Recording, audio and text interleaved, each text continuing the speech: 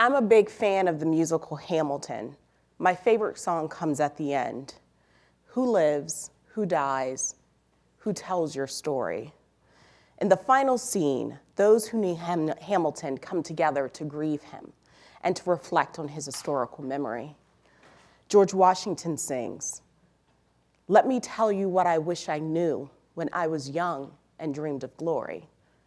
You have no control who lives, who dies, who tells your story." Then Aaron Burr steps up and sings, "But when you're gone, who remembers your name? Who keeps your flame? Who tells your story?" And it is here, it is at this moment that the entire audience learns, for the first time, that it is Hamilton's wife, Eliza, who is the true hero of Hamilton, because without her, so much of his legacy would have been lost. Like so many women, Eliza had more than enough reason to retreat into the shadow. But in the finale, she shows up and writes herself back into the narrative. She describes the work she led over the next 50 years following Alexander's death to ensure the nation would remember his contributions and to cement his legacy. You see, the story of Hamilton is as much the story of Eliza as it is the story of Alexander. I asked myself, where is Eliza's place in our history? Who will continue to tell her story? It reinforced for me our responsibility as a society to ensure that we are telling women's stories because their stories are important. That song developed a deeper meaning for me this year. As Governor Ralph Northam's Secretary of Administration, I have the privilege to sit on the board of the Virginia Capitol Foundation. The foundation is responsible for maintaining the buildings and monuments on Capitol Square. In other words, we preserve and tell Virginia's history through our landscape. There is a need to ensure that we are telling a full and inclusive story. And that means telling the stories of Virginia's women, women who, like Eliza Hamilton, have played critical roles in history, but yet their stories are not well known. 8 years ago, a group of women came together and decided that it was time to write Virginia's women back into the narrative. At that time, there was not a single monument on Capitol Square dedicated to women. In fact, when completed, the Virginia Women's Monument will be the first in the nation to recognize the full range of women's achievements.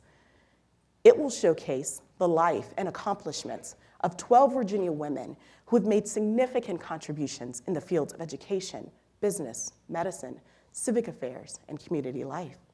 I believe that by telling the stories of these brave and trailblazing Virginia women, it will inspire others to find their voice, to use their voice. In my role, I now have an opportunity to put a voice to the stories of Virginia's heroes, women like Mary Draper Ingles, who was taken captive in 1755 during the French and Indian War.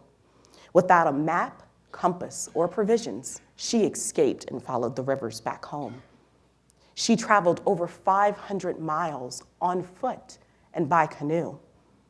There were no rest stops or interstates, just sheer determination to break free and return home.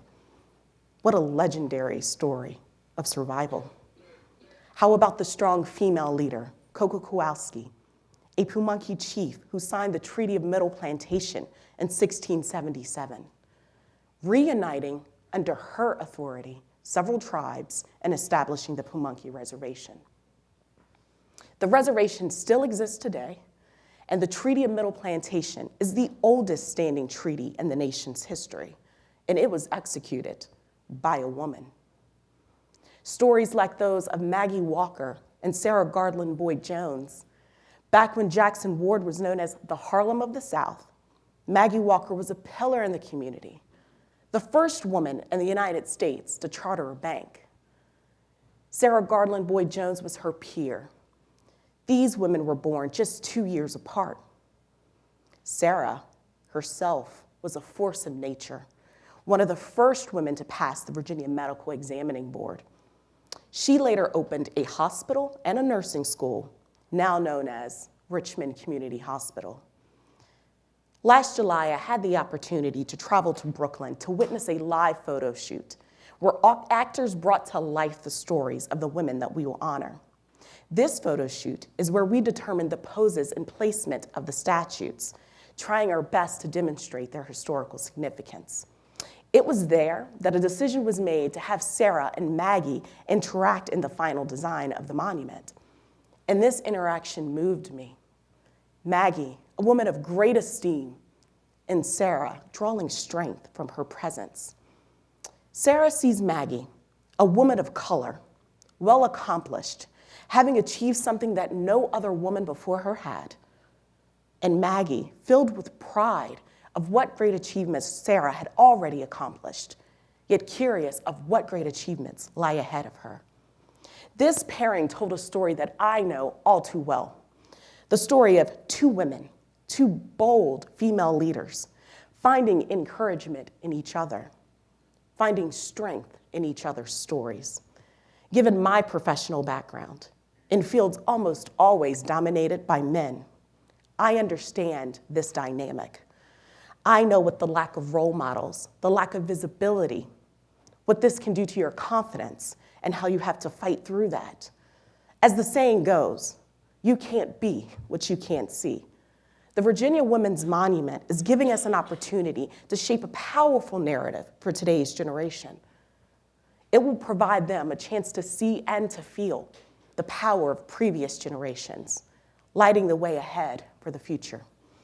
Because if you don't know the potential inside of you, how can you rise to it?